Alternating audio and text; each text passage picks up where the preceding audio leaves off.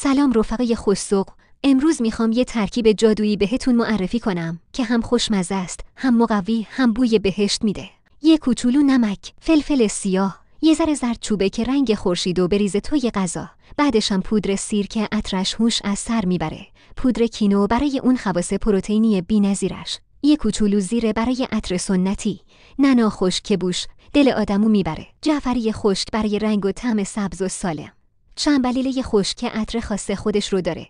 حالا میرسیم به بخش مهمش. تخم بلدرچین رو با تخم مرغ خوشرنگ میشکنیم و همه چی رو خوب مخلوط میکنیم.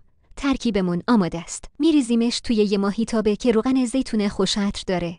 میذاریم با حرارت ملایم آروم تفت بخوره و مزه ها با هم دوست شن. یه بوی بی‌نظیر بلند میشه که حتی همسایه ها هم وسوسه میشن بیان یه لقمه بگیرن. اگه دنبال یه غذای سالم، سریع و خوشمزه‌ای این ترکیبو از دست نده. لایک یادت نره، کامنت بذار ببینم شما دوست دارین با چی سروش کنین؟ نون تازه یا یه کاسه ماست چکیده؟